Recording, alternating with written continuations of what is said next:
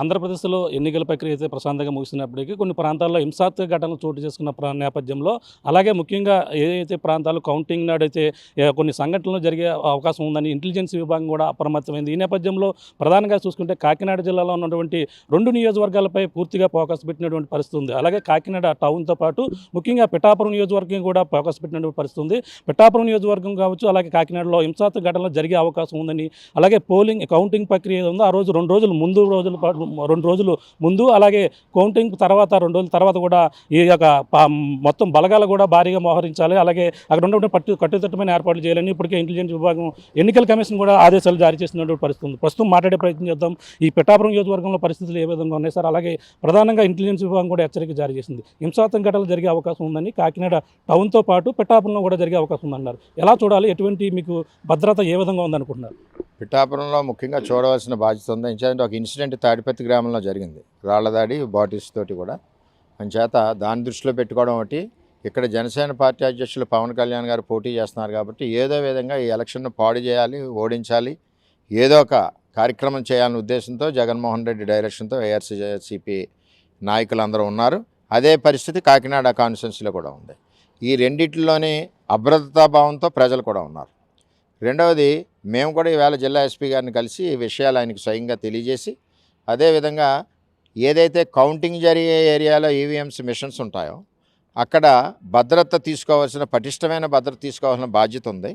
అది ఏవైనా కుయుక్తులతో కానీ, పన్నాగంతో కానీ, ఎవరైనా మరి గూండాలతో కానీ ఏ విధమైన దాడి జరిగినా, ఇంకోటి జరిగినా అక్కడ ఎక్విప్మెంట్ ఉంటుంది. ఎక్విప్మెంట్లో రిజల్ట్స్ ఉన్నాయి కాబట్టి ఆ యొక్క పర్టికులర్ ఏరియా కౌంటింగ్ ఏదైతే జరుగుతుందో దాని మీద పటిష్టమైన భద్రత, పటిష్టమైన బందోబస్తు చేయాలి. మరి అక్కడ ఏది ఇన్సిడెంట్ జరిగినా బాధ్యత మీద అవుద్దని చెప్పి జిల్లా ఎస్పీ గారిని రిక్వెస్ట్ చేసి తెలియజేయడం జరిగింది. ఆయన కూడా సానుకూలంగా స్పందించారు. అంటే ప్రధానంగా కాకినాడ జిల్లాలో నుండి 2 నియోజకవర్గాలపై పూర్తి ఫోకస్ పెట్టారు.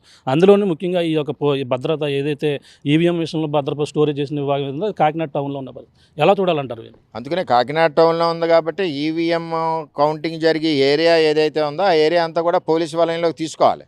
కేంద్ర రిజర్వ్ దళాలకు కానీ వీళ్ళు లోకల్ పోలీస్ కానీ ఇద్దరు కలిసి 2 అంచెలు భద్రత పెట్టి వాళ్ళు కంట్రోల్లోకి తీసుకోవాలి. కౌంటింగ్ అయ్యే వరకు అనౌన్స్మెంట్ చేసి కౌంటింగ్ అయ్యి ఆరో సిగ్నేచర్ అయ్యే వరకు కూడా బాధ్యత తీసుకోవాలి. దాని తర్వాత కూడా జరిగే అల్లర్లు కూడా జరగకుండా ఉండడానికి పోలీసులు పటిష్టమైన చర్యలు తీసుకోవాలని చెప్పి మేము ఎస్పీ గారికి రిప్రజెంటేషన్ ఇవ్వడం జరిగింది. అదే సమయంలో ఇక్కడ కూడా వచ్చి ఒకసారి సీసీ కెమెరాలో పిఠాపురానికి సంబంధించి ఏ విధంగా ఉన్నాయని చెప్పి కూడా చూడడం జరిగింది. అవి అన్నీ సక్రమంగానే ఉన్నాయి.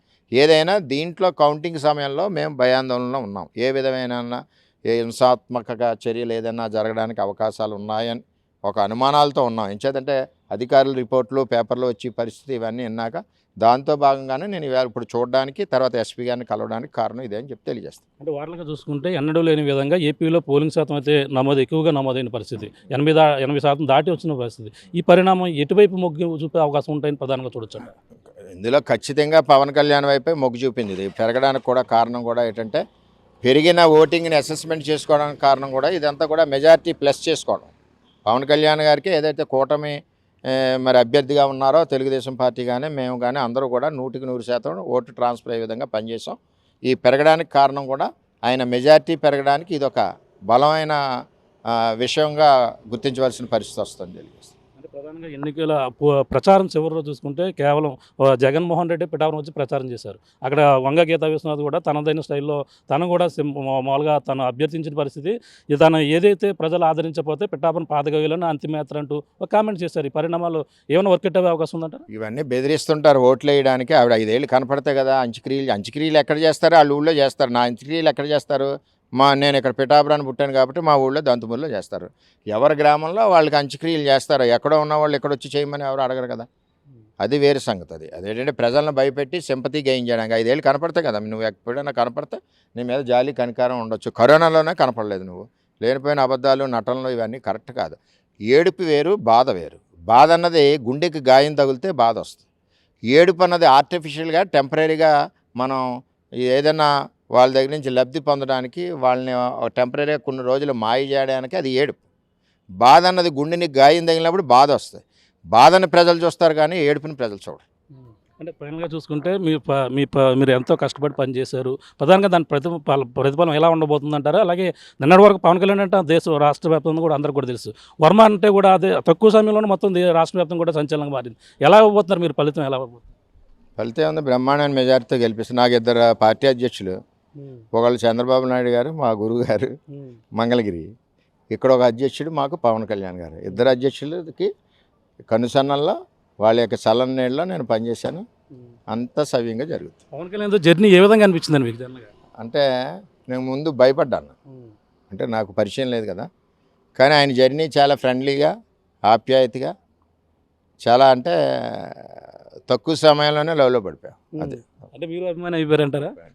ఓకే, చూస్తున్నా ఇది పరిస్థితి. ప్రధానంగా చూసుకుంటే ఏపీలో ఉన్నటువంటి ఎన్నికల పరిణామాలపై మనం ప్రధానంగా చూసుకుంటే ఏదైతే ఇంటెలిజెన్స్ విభాగం హెచ్చరికలు జారీ చేసిందో అది కాకినాడ జిల్లాలో ఉన్నటువంటి 2 నియోజకవర్గాలపై పూర్తిగా ఫోకస్ పెట్టింది. అక్కడ ఎన్నికల కౌంటింగ్ ఏదైతే ఉందో కౌంటింగ్ నాడు కౌంటింగ్ ముందు రోజు 2 రోజులతో పాటు అలాగే ఇంటి ముందు ధర 2 రోజుల పాటు మొత్తం పూర్తిగా నిఘా వ్యవస్థను ఏర్పరిచే విధంగా అక్కడంతా కూడా కట్టుదిట్టమైన ఏర్పాట్లు కూడా చేసేందుకు కావచ్చు, అన్ని విధాలుగా చేస్తారు. కానీ ప్రధానంగా చూసుకుంటే దీనికి సంబంధించిన ఏర్పాట్లపై కొన్ని అనుమానాలు ఉన్నాయి. ఏదైతే పూర్తిగా భద్రత చేయాలంటూ పిఠాపురం ఎమ్మెల్యే, మాజీ ఎమ్మెల్యే వర్మ కూడా ఎస్పీని కలిసి తనంటూ ఇక్కడ ఉన్నటువంటి పరిస్థితులపై పూర్తిగా వివరించడం జరిగింది. అలాగే కట్టుదిట్టమైన ఏర్పాట్లు మరింత ఎక్కువగా చేయాలి, అల్లరి జరిగే అవకాశం ఎక్కువ ఉందని, అలాగే కార్యకర్తలు కూడా అధైర్యపడవద్దని, అలాగే ధైర్యాన్ని పరిచే విధంగా ఉండాలంటూ ప్రధానంగా చెప్తున్నటువంటి పరిస్థితి ఉంది.